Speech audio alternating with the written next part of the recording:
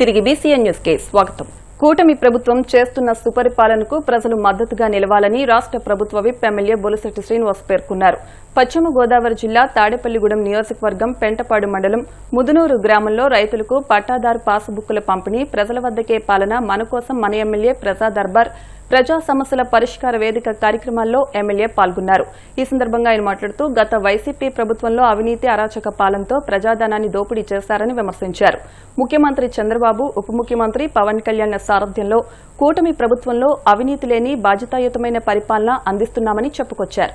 చంద్రబాబు నాయుడు గారి పాదయాత్రలో మనం ప్రామిస్ చేశారో అవన్నీ కూడా 6 ప్యాక్ ని అమలు చేసుకుంటూ, అదేవిధంగా ఏదైతే ల్యాండ్ టైటిల్ యాక్ట్ అని ఏదో ప్రవేశపెట్టి మన భూమి మీద మనకు హక్కు లేకుండా చేసినటువంటి ఆ ప్రభుత్వాన్ని పెట్టిన ఆ విధానాన్ని తప్పుపడుతూ ఆయన సీఎం అయిన 2వ సంతకమే దాని మీద పెట్టి ఆ ల్యాండ్ టైటిల్ యాక్ట్ ని రద్దు చేసి, అదేవిధంగా ఆ భూములన్నీ కూడా ఎవరైనా చెల్లే విధంగా మరి ప్రభుత్వమే సర్వే చేసి ప్రభుత్వం రాళ్లు పాతి ఎక్కడా కూడా రైతుల మధ్య గొడవ లేకుండా, ఇబ్బందులు లేకుండా ఇవాళ అన్ని చోట్ల కూడా చేస్తూ వస్తున్నాం. ఈ రోజు దాంట్లో భాగంగా మరి ఈ గ్రామంలో దాదాపుగా 1022 పాస్బుక్ల్ని ఇస్తా ఉన్నాం. అంతకుముందు చూసుకుంటే 500 చిల్లర, అంతకుముందు మొత్తం 1206 ఖాతాలు ఉన్నాయి, 1206 మంది రైతులు ఉన్నారు. అంతకుముందు 598 సరి చేసి ఉన్నాయని వదిలేశారు.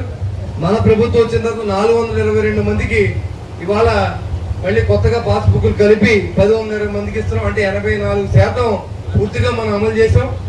ఇంకా మరి చూసుకుంటే ఒక 180 మందికి మనం ఇవ్వాల్సి ఉంటుంది. అది కూడా ఏంటంటే ఒకటి భూమి ఒక దాంట్లో కలిసినా కానీ, అన్క్లైమ్డ్ ప్రాపర్టీస్ కానీ ఇలాంటివి ఉన్నప్పుడు అది అవుతుంది. అవి కూడా తక్షణమే సరిదిద్దే చర్యని మొత్తం రెవెన్యూ డిపార్ట్మెంట్ తీసుకోవాలని చెప్పి కూడా నేను ఆదేశాలు ఇవ్వడం జరిగింది.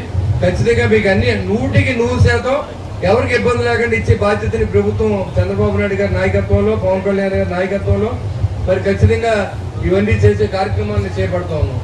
ప్రభుత్వం పెన్షన్ ఇస్తా ఉంది, అదే రేషన్ ఇస్తా ఉన్నారు, ఇంకా అమ్మఒడి ఇస్తా ఉన్నారు, రైతన్నకి డబ్బులు వేస్తా ఉన్నారు.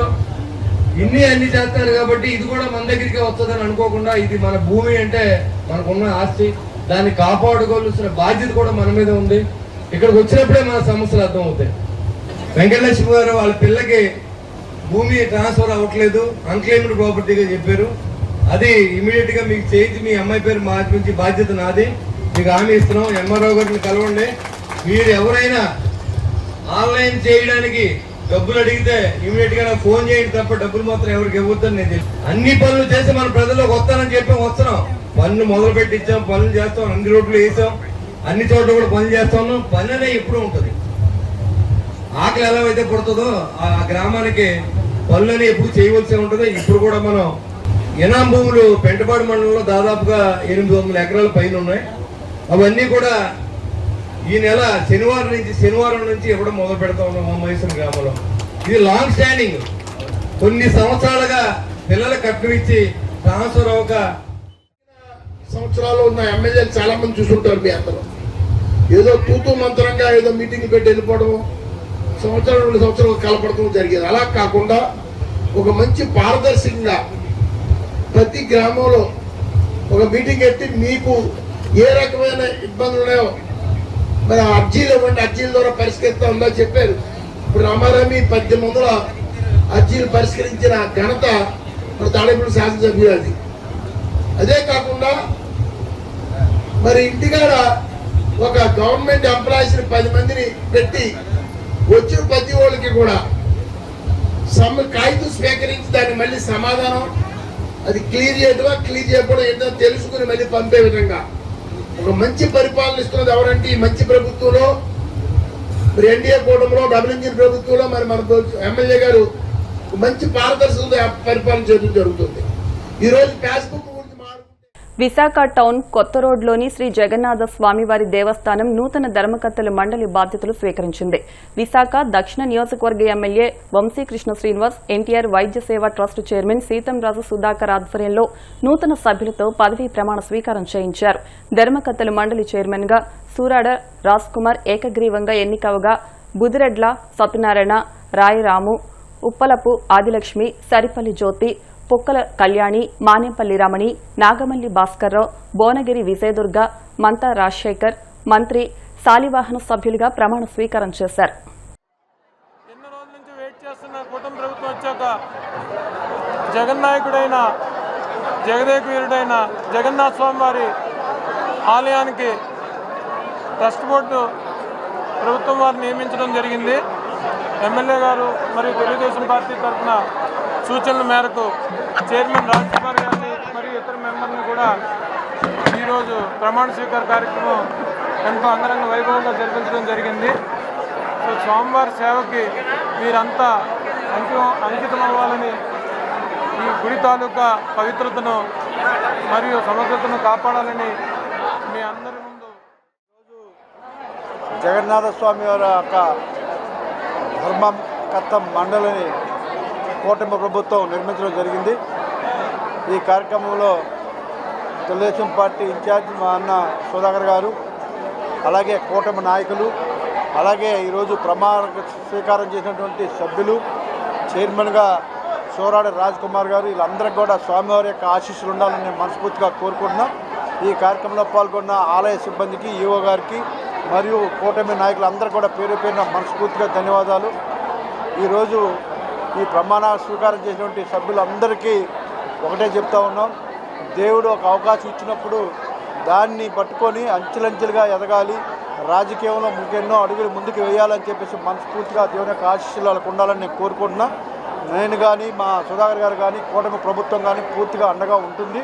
సో మాకు కూటమి ప్రభుత్వానికి ఎటువంటి చెడ్డ పేరు తేకుండా ఈ యొక్క టెంపుల్ని డెవలప్ చేసి ఇక్కడికి వచ్చినటువంటి కూటమి సభ్యులందరికీ నా ధన్యవాదములు. నాకు ఈ అవకాశాన్ని కల్పించినటువంటి ఎమ్మెల్యే శ్రీ వంశీకృష్ణ శ్రీనివాస్ యాదవ్ గారికి, అలాగే సీతారాం సుధాకర్ గారికి ప్రత్యేకించి ధన్యవాదాలు తెలియజేస్తున్నాను. ఆ దేవుడు వచ్చి నాకు ఆశీర్వదించినట్టుగా భావిస్తూ, ఈ దేవాలయం 200 సంవత్సరాలుగా ప్రసిద్ధిగాంచిన దేవాలయం. నా చిన్నప్పటి నుంచి చూస్తున్నాను.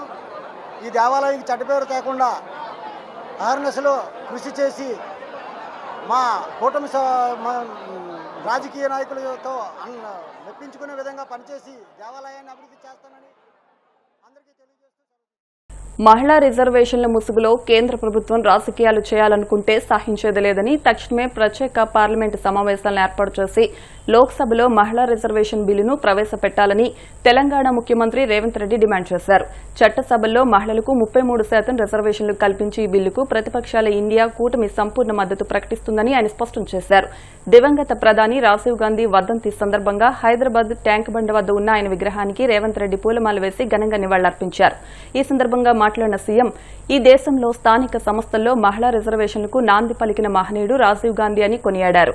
ఆయన ఆశయ స్ఫూర్తితోనే పార్లమెంట్, అసెంబ్లీలోనూ మహిళా రిజర్వేషన్లను తక్షణమే అమలు చేయాలన్నారు. రాజీవ్ గాంధీ, సోనియా గాంధీ గారు, ఇందిరాగాంధీ గారు కుటుంబంతో తెలంగాణ ప్రజలకు అవినాభావ సంబంధం, విడదీయరాని అనుబంధం. ఒక కుటుంబానికి ఉన్న అనుబంధానికంటే ఒక గొప్ప అనుబంధం ఈరోజు గాంధీ కుటుంబానికి తెలంగాణ 4 కోట్ల ప్రజలకు పెనవేసుకున్నది.